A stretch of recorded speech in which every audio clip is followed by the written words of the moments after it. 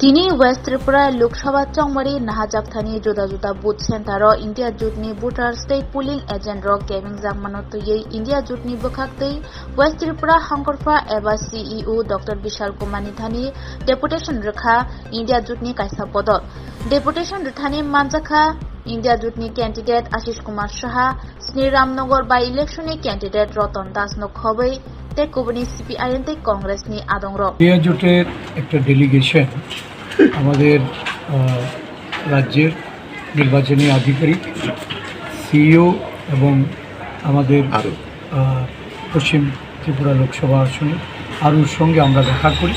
আমাদের এই ডেলিগেশনে country chairman MP Narayan কর, আমাদের ফর্মার মিনিস্টার মানিক দে, পবিত্র কর এবং রামনগর উপনির্বাচনের ইন্ডিয়া জোট প্রার্থী রতন দাস সহ আমরা সেখানে গিয়ে এই গতকাল রাত থেকে এটা গত দুদিন ধরেই এই প্র্যাকটিসটা চলছে। বিভিন্নভাবে ভোটারদেরকে ভয় দেখানো, সম্ভাব্য পোলিং এজেন্ট যারা বিগত দিনে আমাদের দলের হয়ে কাজ করেছে তাদের বাড়িতে গিয়ে হুমকি ধমকি দিয়ে এই পর্বটা চলছিল গতকাল রাত অবধি। অনেকের বাড়িতে গিয়ে নানাভাবে হুমকি দেওয়া হয়েছে। আজকের সকাল থেকে যখন পোলিং এজেন্টরা সমগ্র পশ্চিম ত্রিপুরা লোকসভা আসনে, রামনগর উপনির্বাচনে সমস্ত পোলিং এজেন্টরা যখন পোলিং স্টেশনে মুভ করছে, কেউ পোলিং স্টেশনের ভেতরে ঢুকেছে, কেউ পোলিং স্টেশনের দিকে যাচ্ছে এবং ভেতরে ঢোকার পর মকপুল হয়েছে, সেই পরিস্থিতিতেও অনেককে মারধর করে বের করে দেওয়া হয়েছে। সেখানে যে ইলেকশন কমিশন আমাদেরকে এনশিওর করেছিল, বিশেষ করে সিইও বলেছিল যে 3 টায়ার সিকিউরিটি অ্যারেঞ্জমেন্ট থাকবে। দেখা গেছে যখন এই ঘটনা ঘটছে শুধু গুটি কয় মানে পোলিং স্টেশনটাকে পাহারা দেওয়ার জন্য বা পোলিং বুথের মধ্যে যারা প্রিসাইডিং অফিসার, পোলিং অফিসারদের তাদের সিকিউরিটির জন্য যে পুলিশ অফিসাররা ছিল, কিন্তু রাস্তা দিয়ে যখন যাচ্ছে পোলিং এজেন্ট বা ভেতরে ঢোকার পর তাদেরকে কোনো রকম সিকিউরিটি প্রদান করা হয়নি বলেই তারা পোলিং বুথ থেকে বেরিয়ে আসতে হয়েছে।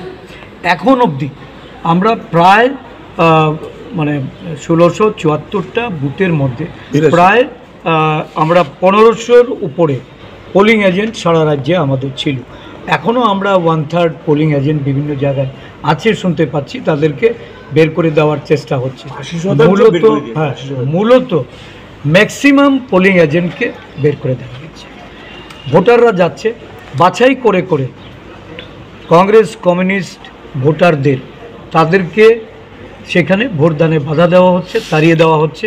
এমন হুইল চেয়ারে করে ভোট দিতে গিয়েছে মহিলা, তাকেও সেখান থেকে অ্যাসল্ট হয়ে তার ছেলে সহ, তার পুত্রবধূ সহ তাদেরকে সেখান থেকে ফিরে আসতে হয়েছে এবং এখন হসপিটালে গেছে মা ও ছেলে। এবং এটা নরসিংগড় পিএসসির সামনে বিভিন্ন জায়গায় আমাদের ভোটারদের যেমন মুখ করতে দেওয়া হচ্ছে না, পোলিং এজেন্টদের থাকতে দেওয়া হচ্ছে না।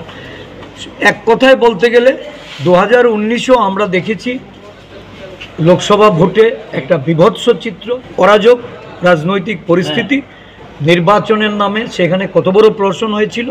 এবার তার থেকেও বেশি একটা আমরা এই বিরোধী দল বলুন, ইন্ডিয়া জোটের বিভিন্ন আমাদের নেতা কর্মীরা, আমাদের উপলব্ধি এই রাজ্যের গণতন্ত্রপ্রিয় মানুষ তারা ভোট কেন্দ্রে গিয়ে ভোট প্রদান করতে পারছে না।